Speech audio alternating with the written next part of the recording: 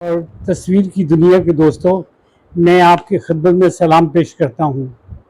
आज मैं आपको एक बहुत खूबसूरत, बड़ी दिलनशीन सवान उमरी सुनाने चला हूँ। बायोग्राफी वो है मलका तरन्नुम नूरजहां के मुतल्लिक। वो हमारे हिंदुस्तान और पाकिस्तान में एक बहुत बड़ा नाम है। उन जैसी गाने वाली अभी तक कोई पैदा नहीं हुई और ना कोई नज़र आती हैं। वो कसूर में पैदा हुई। वो 1926 में वो कसूर में उनकी पैदाइश हुई। घर में उनका गाने बजाने, आर्ट का रवाज था। शुरू शुरू में वो वहाँ कसूर में वो अपने गाना गाती थी छोटी उम्र में, वहीं अपनी शौक़ पूरा करती थी। फिर ये लोग लाहौर आए, उनके वालिद साहब उनको लाहौर ले आए। लाहौर में उन्होंने कोशिश की। फिर उसके बाद ये लोग बम्बई चले गए। बम्बई में उन्होंने खूब हाथ मारे, तो इत्तेफाक से उनकी मुलाकात शौकत हुसैन रज़वी से हो गई। वो एक फिल्म बना रहे थे जवार भाटा। जवार भाटा में दिलीप कुमार भी उनके साथ थे और रफ़ी मोहम्मद भी उनमें गाना गा रहे थे। जवार भाटा में उन्होंने गाने भी गाए, फिल्म एक्टिंग भी की। बड़ी खूबसूरत फिल्म थी, लेकिन कामयाब ना हो सकी। लेकिन उनके लिए ये एक फिल्म स्टूडियो के, फिल्म दुनिया के दरवाजे खुल गए थे। अब वो हर एक उनको इनवाइट करता, उनको गाने के लिए कहता, उनको एक्टिंग के लिए कहता, और वो खूबसूरत भी बहुत थी। वो सादत हसन मिंटो साहब तो अक्सर कहा करते थे कि अल्लाह ताला ने ये ज़मीन पर एक परी उतारी हैं कि जो खूबसूरत भी है और खूबसूरत गाती भी हैं। तो ऐसा इत्तेफाक हुआ कि जवार भाटा तो बन गई, लेकिन शौकत हुसैन रज़वी साहब के साथ इनके इश्क व मोहब्बत की दास्तान शुरू हो गई। फिर वो उनके साथ उनकी शादी हो गई। इन्हीं दिनों में बंटवारा हो गया और हिंदुस्तान और पाकिस्तान दो अलग-अलग मुल्क बन गए। ये आके इनका बसेरा लाहौर में हुआ। इन्होंने शाहनूर स्टूडियो पर की बुनियाद रखी। वहाँ उन्होंने अपनी फिल्में बनानी शुरू कर दी। बड़ी कामयाबी के साथ ये चल रहा था। लेकिन कुछ अरसे के बाद ये शौकत हुसैन रज़वी साहब और नूरजहां के दरमियान में तलाक हो गई।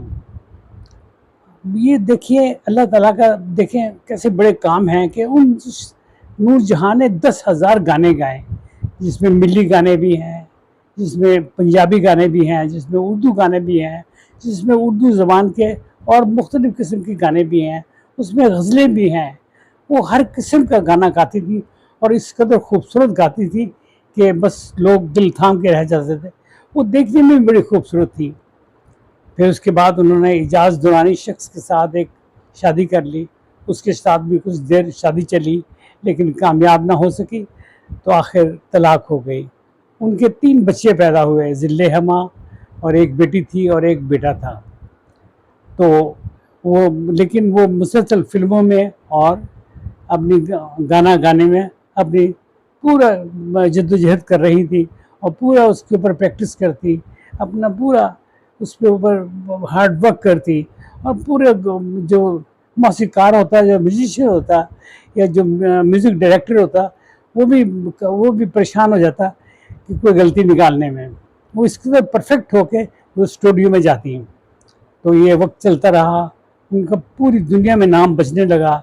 एक दफ़ा उनकी मुलाकात लता मंगेशकर से हुई। उन्होंने कहा, दीदी आपके गले में तो भगवान बोलता है। वो बस बड़ा, मतलब ये एक किस्म की उनकी रिस्पेक्ट थी। फिर कुछ दिनों के बाद, कुछ अरसे के बाद इत्तेफाकन दिलीप के साथ भी मुलाकात हो गई और वो उसने भी बड़े झुक के सलाम किया और पुरानी बातों को या दोहराते रहे। वो 2000 में उनका इंतकाल हो गया। वो दिल के आरफी में मुब्तला थी और वो कराची में उनका इंतकाल हुआ। लेकिन उनकी आवाज़ पूरी दुनिया में, पूरे हिंदुस्तान और पाकिस्तान में जहाँ भी ये उर्दू पंजाबी बोलने वाले हैं, ये दिल की गहराइयों से उनकी आवाज़ सुनते हैं और बड़ी उनको दाद देते हैं और बड़े खुश होते हैं। और उन्होंने हर किस्म का गाना गाया।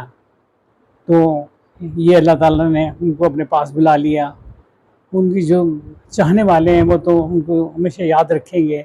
मैं एक छोटी सी बात और करता चलूँ कि मेरे कोई 1 करोड़ के करीब मेरे कोई सब्सक्राइबर मेरे व्यूअर्स हैं, और कोई 25 कोई 20,000 से ज़्यादा मेरे सब्सक्राइबर्स हैं, कि ये पूरी दुनिया में फैले हुए हैं।